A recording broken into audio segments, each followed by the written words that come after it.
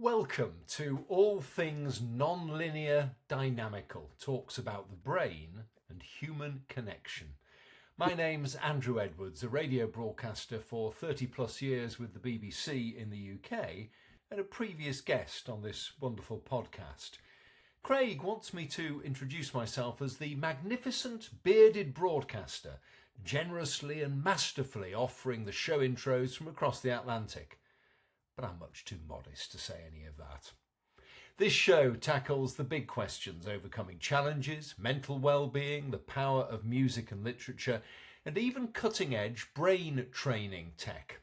Join Craig de Servidor and his special and amazing guests as they explore the physical and mental landscapes that make us who we are, offering practical tools and broad perspectives to help you navigate your own unique journey. It's going to get weird, it's going to get wonderful, so buckle up, my friends, and get ready to explore the incredible world within. Now, are you tired of the same old drama holding you back? Do you dream perhaps of feeling empowered, taking control, and living life to the fullest? Get seated, comfortably alert, mind, because Dr. Joan-Marie Lartin, PhD, RN, is here to regale you with her wisdom and experience as a personal transformation coach and cheerleader. For over 35 years, Dr. Joan-Marie has seen firsthand the incredible power of the human spirit. Whether you're battling anxiety, stress, or past trauma, you have the strength to overcome it. Forget cookie-cutter solutions. Dr. Lartin uses a customised approach, combining therapy, cutting-edge techniques like neurofeedback therapy to help you unlock your inner resilience. These are the stories of people transforming their lives, finding joy they never thought possible. It's all about having the right tools and support. From depression and insomnia to chronic pain and weight issues, Dr. Lartin tackles a wide range of challenges, helping you not just survive, but thrive. It's all about personal transformation and presented in Joan-Marie's unique and brilliant, non-linear, dynamical way. And now, offering us all an invitation in sharing his dear friend and colleague, Joan-Marie's amazing non-linear, dynamical journey, I pass the torch off to, ladies and gentlemen, Craig de Servidor. All right. Thank you, Andrew. How wonderful. And it's really difficult to follow up Andrew on his intros, but we'll do the best that we can. And welcome to my dear friend, Joan-Marie. It's so wonderful to have you here on the show, and just really excited about what you're going to be presenting today. It'll be fun. Thank you. So I like to start the show off with how we met, and what a magnificent meeting for me. We've been colleagues for a while with the brain training tech that we both use, and I've been just really impressed with how the research that at the conference that you provided. The way you handle things. I had the pleasure of watching that reel that you posted on Facebook about your journey at Woodstock, and I think of you as a mama lioness. Fierce, but very soft spoken and sweet and caring. But if Joan-Marie's in your corner, you got to fight her. And just really wonderful experience. You've been helpful to me personally. As well as professionally, but personally, it touched my heart that, we were having some difficult times. My daughter's adult developmentally disabled, and she has, as Lawrence Fung at Stanford's Neurodiversity Clinic. This is a premier facility. He's the clinical director, and he said to me after working with her for a year, she's a complex case. So what does that tell you? Doesn't really know what to do to help. And you were pushed me in the right direction to find a provider and some testing and some amino acid therapy. She just has such profound and paradoxical reactions to the numerous antipsychotics and antidepressants and she never really got on an anti-anxiolytic, but it's just been very, very wonderful. And I'm so deeply touched by how compassionate and caring you are. And that's how we met. I want to talk a little bit about your journey, your nonlinear dynamical journey. I ask every guest, what brought you to this field, this helper field, and you're a magnificent helper. So if you care to, give us a little bit on that, that would be wonderful. Well, thank you for all the kind words. And thank you so much for organizing this podcast. This is just terrific. My basic orientation to the world is a family systems orientation.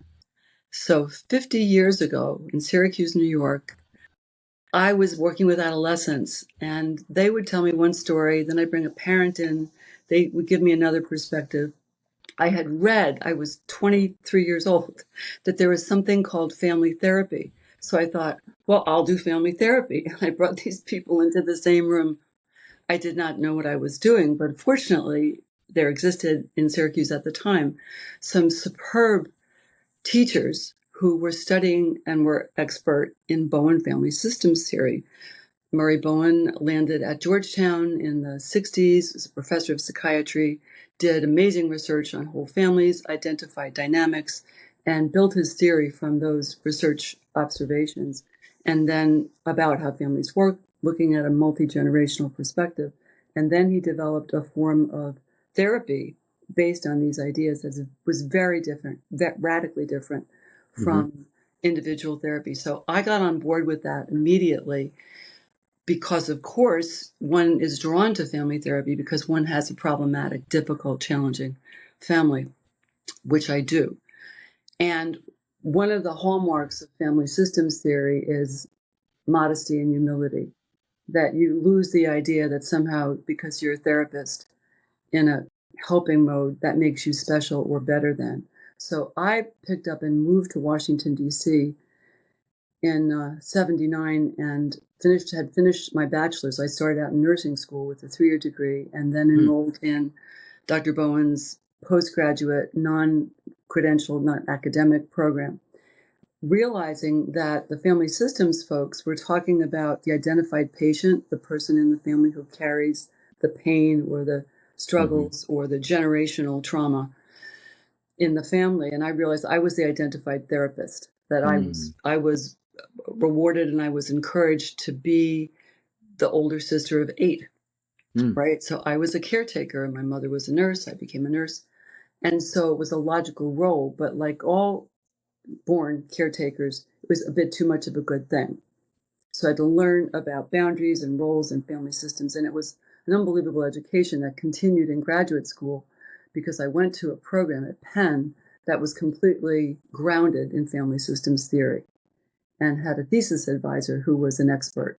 And I've used that to sort out my own issues and understand my own self and my own functioning and to help others. So that's kind of that's the lens through which I look at everything.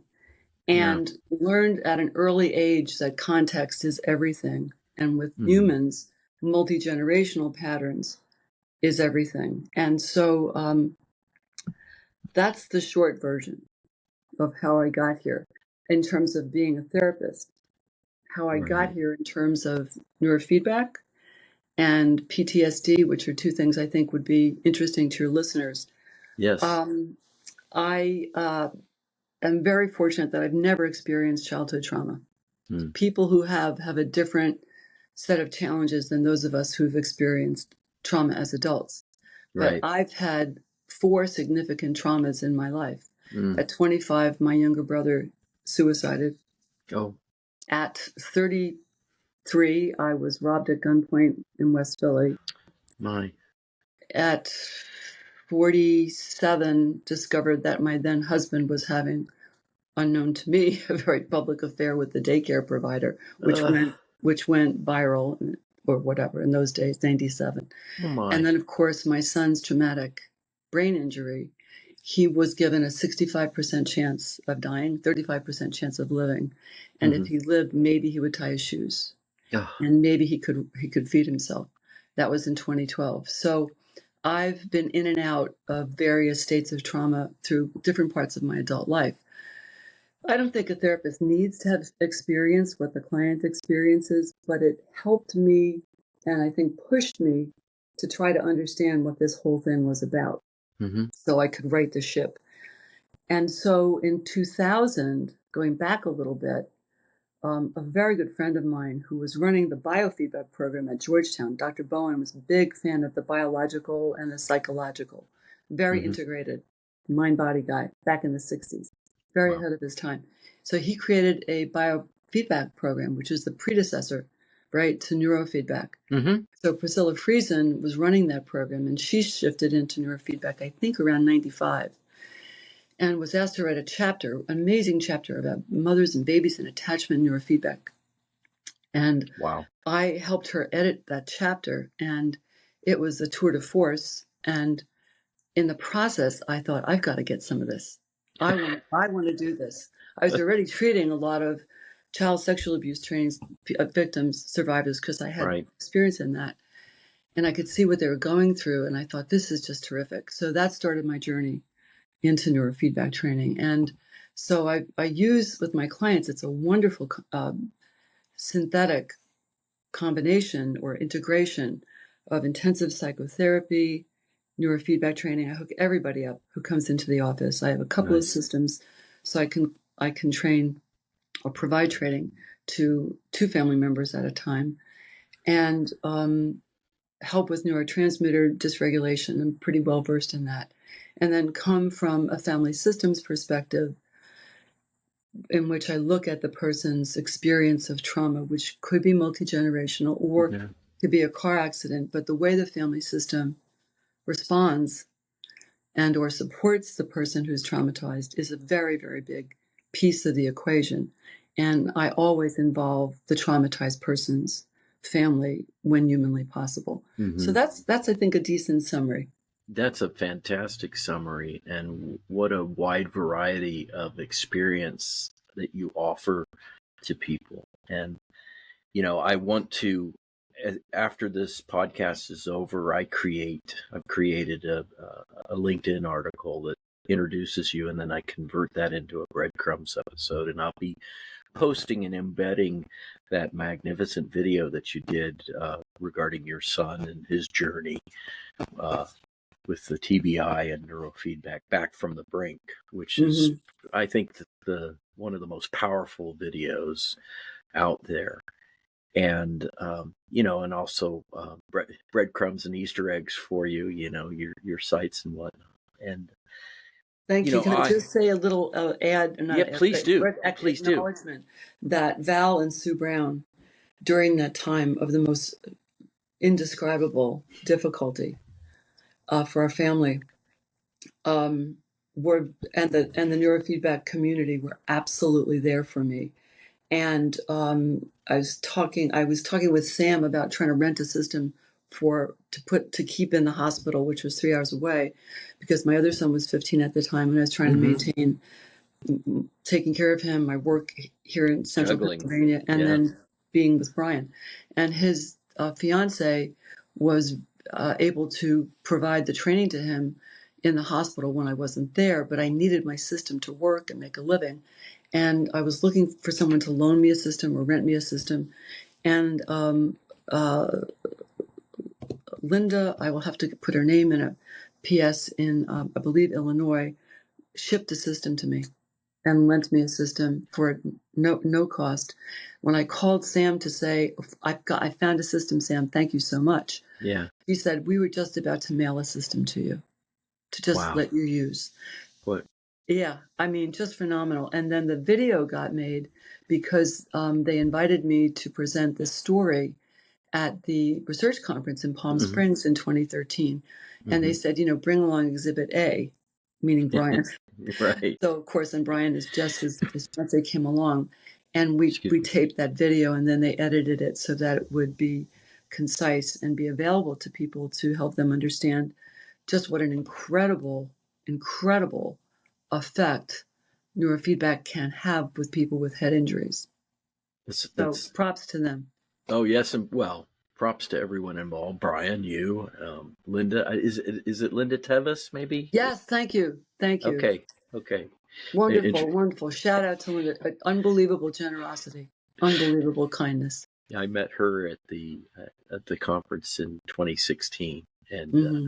we had a similar journey with Ericksonian hypnosis, taking a webinar together. So Cool. that was fun. She's an amazing person, and you're talking about Samantha Diavatis, who's the CEO, COO of Zengar, and the product is, I'm just going to go ahead and say it. I mean, we're talking about it, Neuroptimal, and Valdine W. Brown and Susan Brown, partners at the time, were the co-founders of the Zengar Institute, the co-creators of Neuroptimal, and this magnificent, iterative, collaborative journey that they had over the years, and bringing it to where it's at today is another story. We'll put a pin in that one, maybe.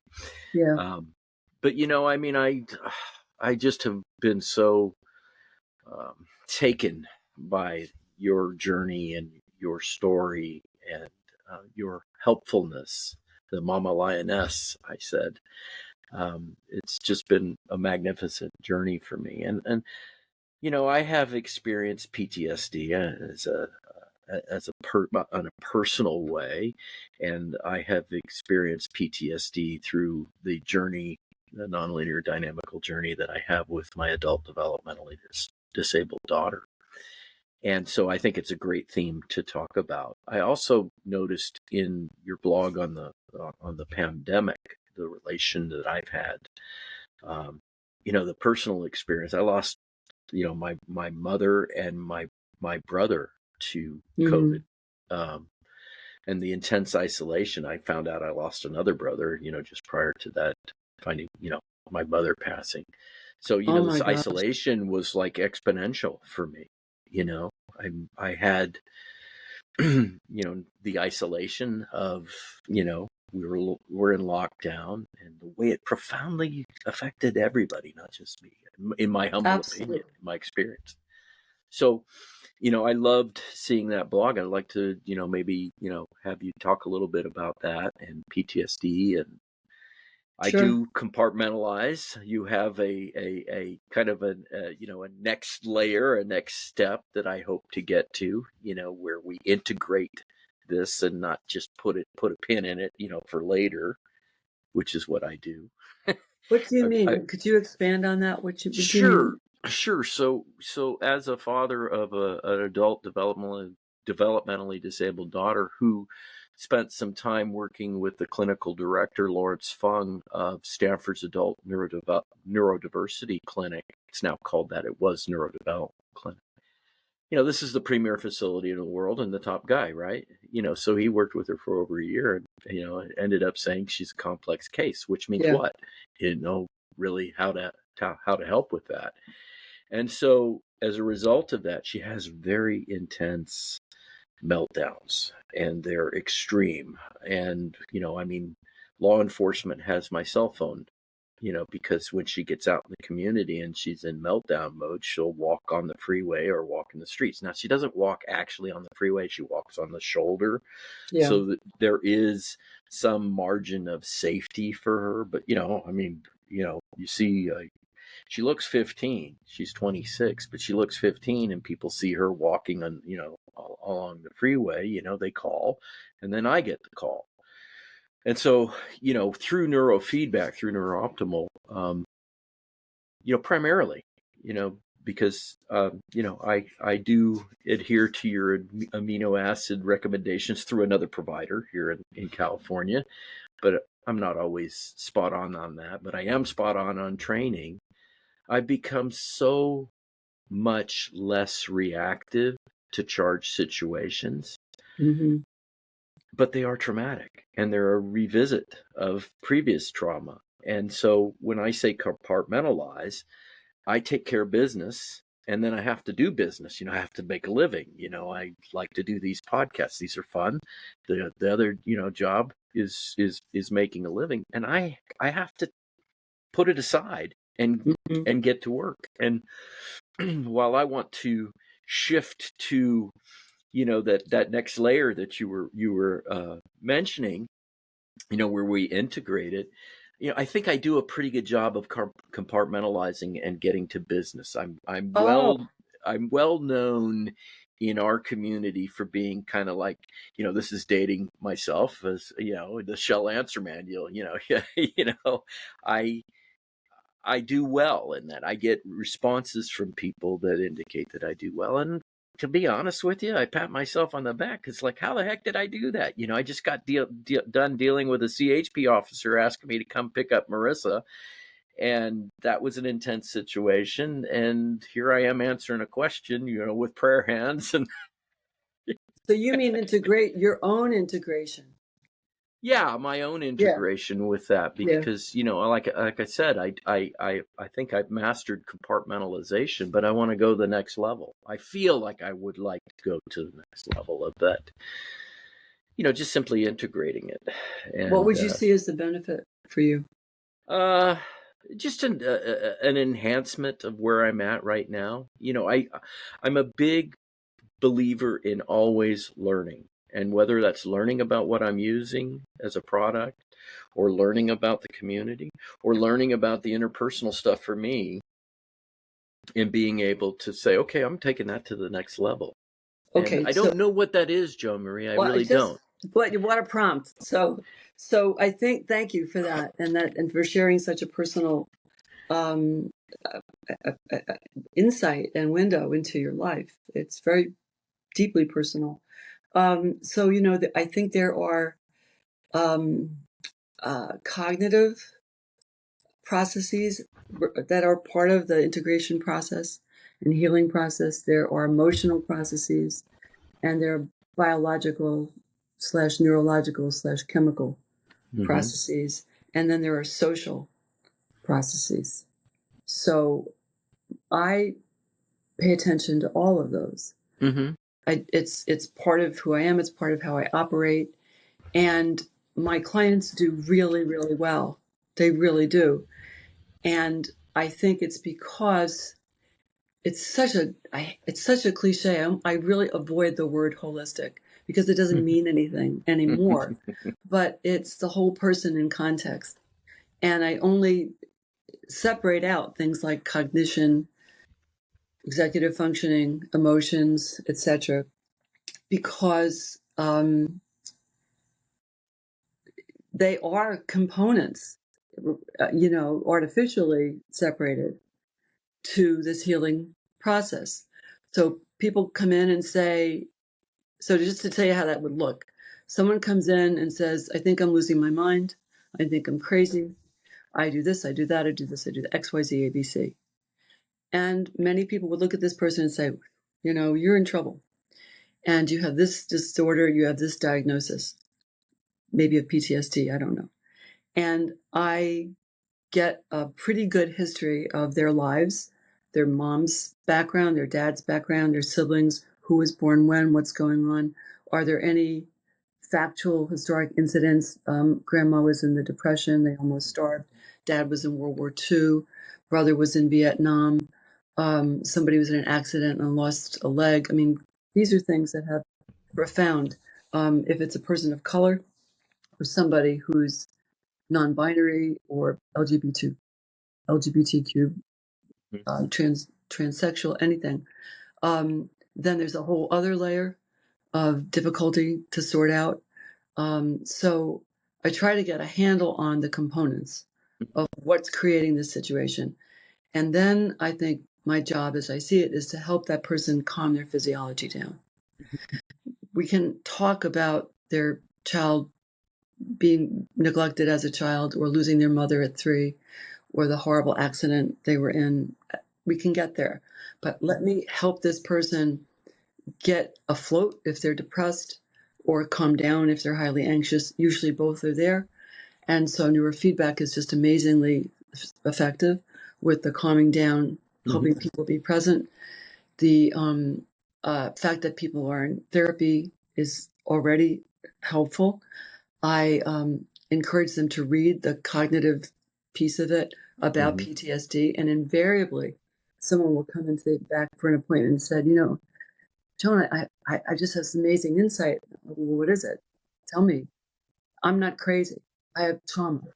Yes. because they've been reading about what that is and what that does Hmm. to a person, meaning superseding all coping events. I use the example, Michael Phelps could be at the beach and there's a tsunami and goodbye, Michael Phelps. Doesn't matter. At Hmm. some point, there are things that are so profoundly difficult that they overcome all of your resources, coping methods, etc. So people come in and they usually are interested to read about it, or I teach them about it if they're not interested in reading. And then, we start looking at their emotional pain and what they've lived through. And people will vary in terms of what degree of detail they choose to share with me. It's fine. And we just go on this very kind of journey where it doesn't make sense, as in sometimes traditional therapy. Where did we leave off the session? Who knows? Right now, there, and this would be true for anybody, right? Right. What's top of mind now? What's bugging you? What's important right now? Because it all comes together eventually. It doesn't have to be a linear process by any stretch. And so, at some point, I encourage them to find a provider and get tested, get their neurotransmitters tested. There are people who do that, and that they can find. And if they can't do that, they don't have the money to do that, they don't want to do that, I try to assess clinically, are they depressed? Are they highly anxious? And are there some supplements, benign in some ways, amino acids, 5-HTP, L-theanine, that can help that person get grounded or get their head above water? And that's very powerful and helpful. So I provide uh, care that is attending to these different components. And then I'd say 9 times out of 10, I'm involving family members Yes. and looking at how they have been dealing with or not dealing with or helping or creating any trauma or Hmm. stress and get them on board. Because as a family systems person, I'm not worried about violating privacy or transference. It's a part of how I operate. There's no such thing in my world as individual therapy or family therapy, because when I'm doing individual therapy, I'm thinking and talking family with the person. When I have more than one person in the room, I'm helping each person to figure out who are they, where do they stand, Right. what's their thinking. So that's, I think, a decent summary of what I mean by helping people integrate and get their lives back. Yeah, that's absolutely magnificent. And just to kind of expand a little bit on my, going out of compartment or moving from compartmentalization to Mm-hmm. that next layer, isolation. I turn naturally inward when things are tough, and so there's that piece of me that, here I'm doing a podcast as kind of a bit of therapy for me to reaching out to people. As a Mm-hmm. job, I'm on social media and answering questions. So there's Mm-hmm. another piece of that puzzle. And this is a natural expansion of it, Yeah. connecting with people. But then with the pandemic and lockdown, that isolation just got exponentially larger. And then, kind of, this is, and everything's relative. I do not want to have Kleenex out and whatnot and talking about this, but, we're well known in the community. My daughter and I, she's known as the Cameron Park Walker, and people are wary of us. There's people who are kind that are curious, but they, for whatever reason, don't come up to talk to us. And then there's other people that are, not as enlightened as you would hope they were, and they're cruel. And so, there's these little pieces of things that bring to this core of isolation that I have experienced, and I want to kind of, I don't know if breakthrough is the right phrase to use, but and evolve is too, I'm I'm a very humble guy. I'm not evolved. Well, I But don't know who is, but there you go. yeah, so that in a nutshell, is kind of where I'm at. But also, I wanted to just back up a little bit, and you were talking about family systems and how wonderfully that integrates with the concept of synchronization through chaos. And it is extremely important, in my humble opinion, that the family is involved in training Mm-hmm. because there's a family dynamic that's going on. And one is that piece of the puzzle where they want to fix things or make things better, for that Sure. significant Sure. other. But also having that place where, it's a journey, it's a process, and they're a part of that, an important part of that.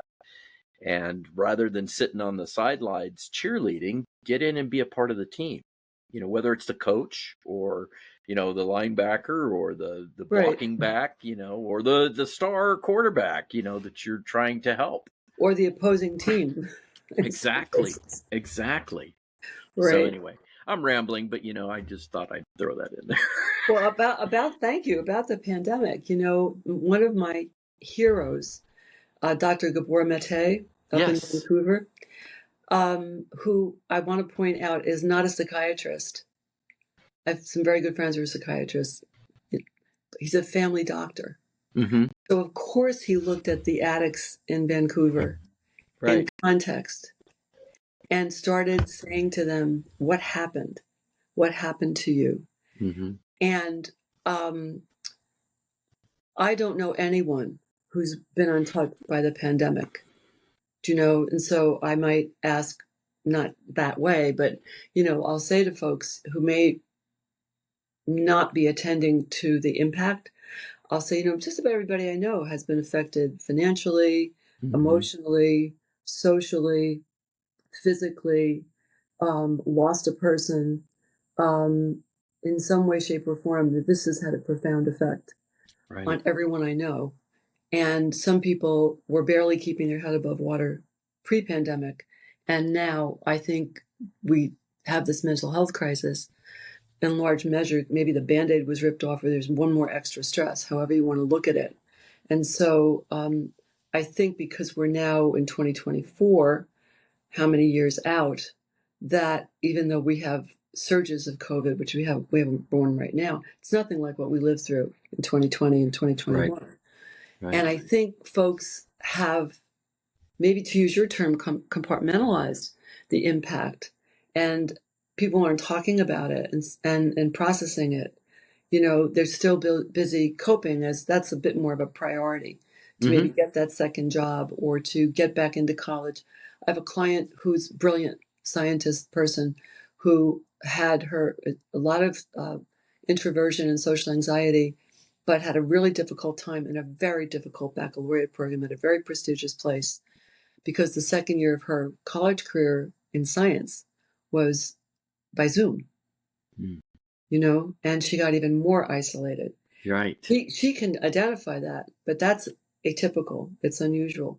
I think most people, if you ask the question, Dr. Mate's question, what happened, will tell you, but it's not top of mind. Mm-hmm. And I think it's important for us in mental health, as well as all of us humans on the planet, to keep in mind that we have been living through this profound experience. And it has shaken our culture, our society.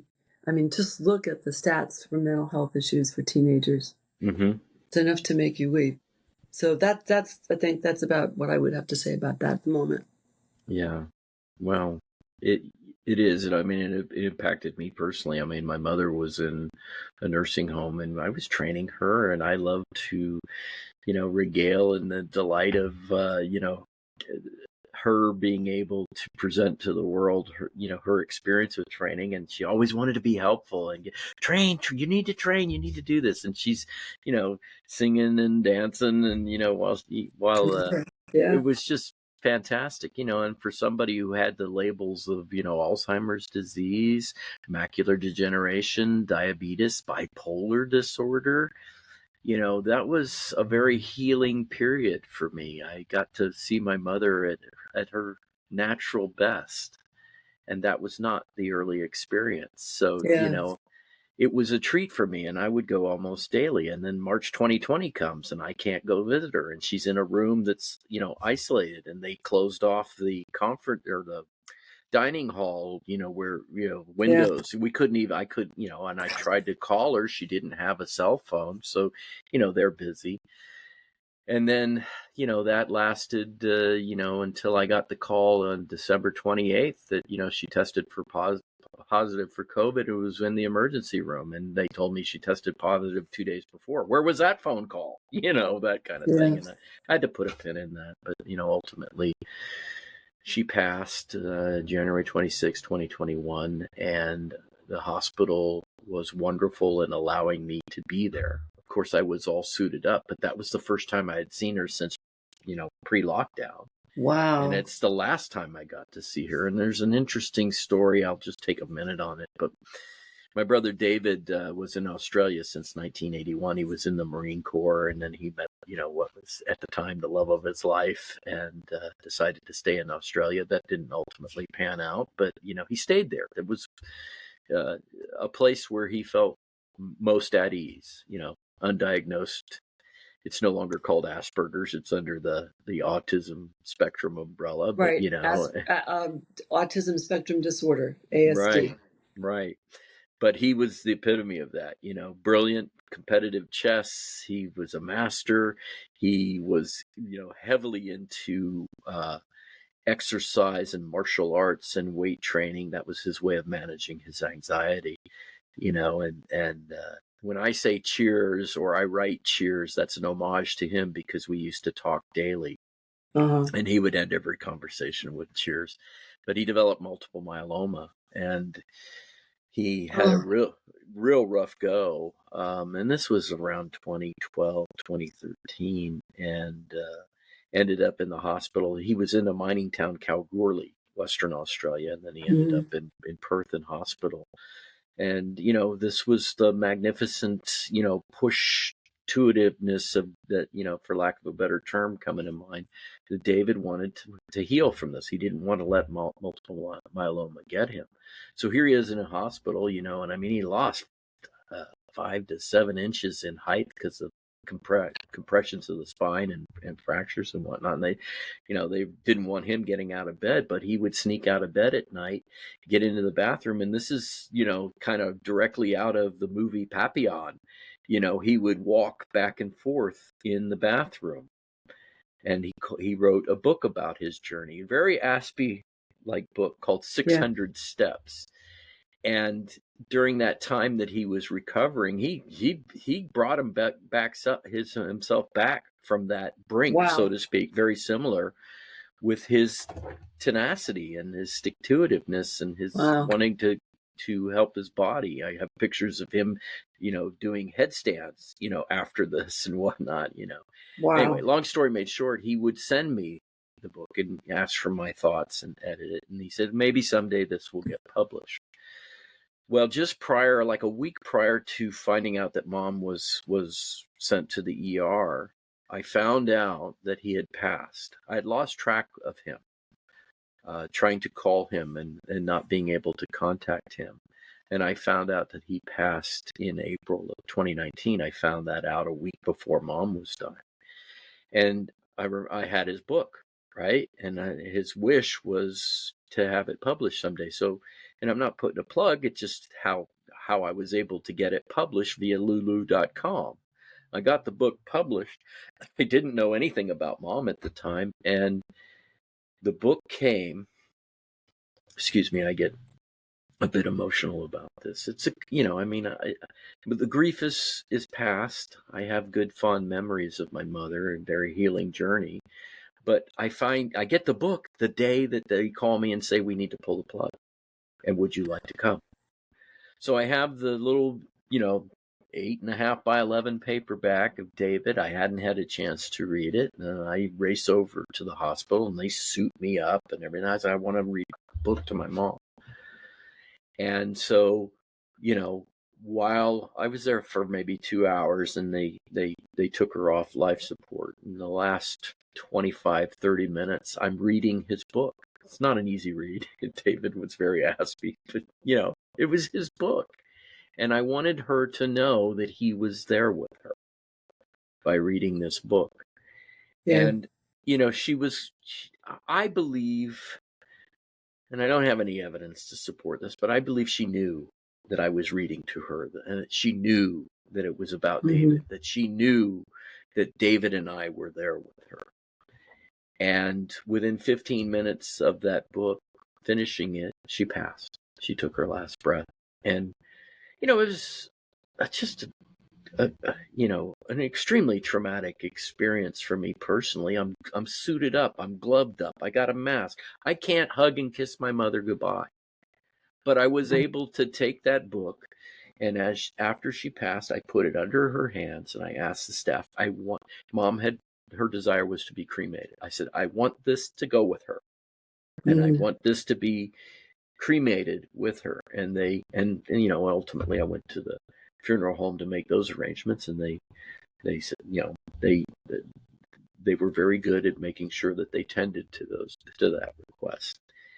And so whether you think I'm odd or whether I know you won't, but whether some people think I have Mom's ashes, and I have the extra copy of his book right next to it. And I have her pictures of her, throughout her life. And so again, it's the grief process. It was probably the most difficult thing I've ever experienced in my life. But at the same time, that grief has turned into this wonderful memory of my mother that, hey, I'm going to be honest with you. My humble opinion, without brain training, I would have never seen that beautiful side of her. And I would have been in a state, in a place that I really was afraid of my mom, because when she would have her manic episodes, they were intense. And I reminded her of my father, who she hated. So just, put those pieces together and you can get an idea of, why I was, Mom's going, I got to go.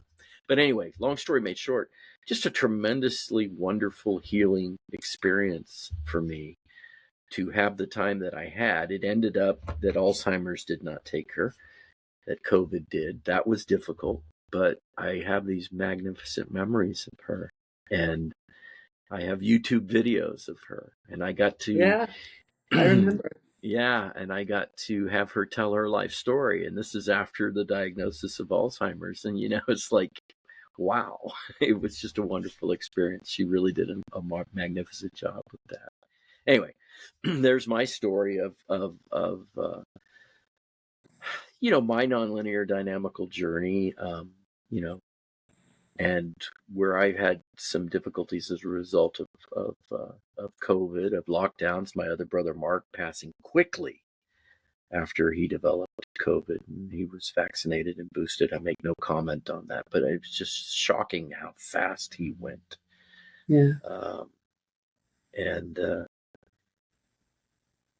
I just think it's important for us all. Everything's relative. We've all been impacted by this, and we've all been impacted in a very, very unique and to each other way, but very similar as well. Yeah. So. And good for you for letting yourself feel this stuff and figure it out and move through it. Mm-hmm. Well, it's just it's wonderful to be able to share this with you. And I think we're getting a little laggy on the internet connection, but our local files will be fine. If you can hear me, we'll go ahead and put a pin in for a next conversation, perhaps, if that works out. Sure. And I need you to stay in the Riverside app while your files upload, and I'll end the podcast itself, but hang with me while we get our local files going, and then we can let me start working on the breadcrumbs article and additional stuff. You. Okay, Thank great. you. It's been wonderful. Likewise. Thank you so much. You're welcome.